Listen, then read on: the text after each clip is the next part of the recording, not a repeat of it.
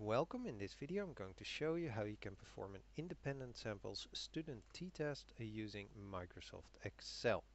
I'll be focusing on how to obtain the output, not so much if you should be using this test or how to interpret the output.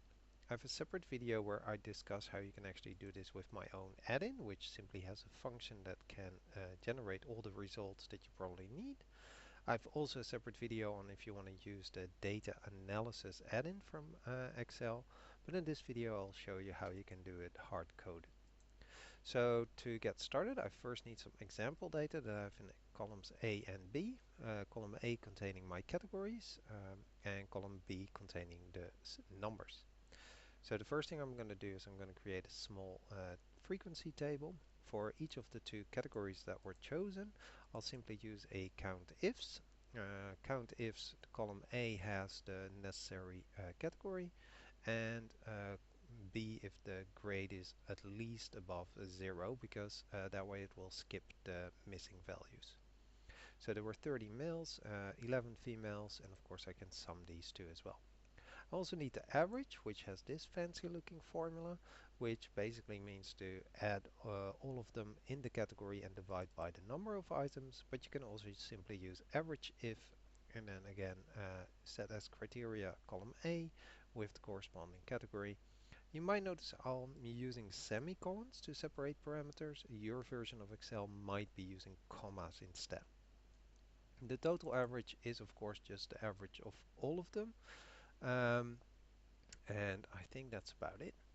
Alright, then what actually that's not entirely correct. It should have at least one of these in there. So if there's a number here and not in there, it's actually not correct. So what I can better do is probably a sum product of these two, and then actually divide by the total count. Alright, then we determine the square difference with the mean of each of the categories. So that's going to take the score minus the average of that category and then square the results. So that's being done over here.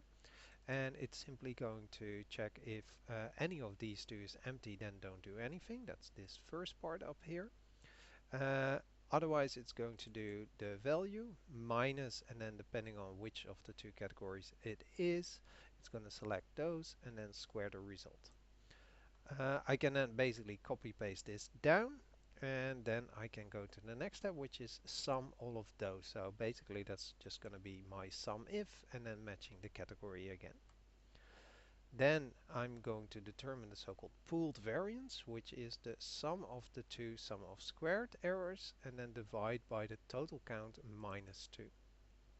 Then the pooled standard error, which is this scary looking formula, but it's not that complicated. We actually have already this part, and this is just 1 over and then each of the sample size. Of course, take the whole square root out of that, so we can simply plug in the numbers that we already calculated. Then we can determine the t-value, which is the difference between the two averages divided over that pooled error. Once we have that, we also need the degrees of freedom, which is simply the total sample size minus 2. So I'm using this 41 minus 2. And then I can determine the p-value or the significance. I can either use the old t-dist or the newer 2-dist two-tailed. Both give the same result. I just fill out the absolute value of this t-value, and then the degrees of freedom, and then that it's two-tailed. And here I don't have to specify it's two-tailed because it's in the name of the function.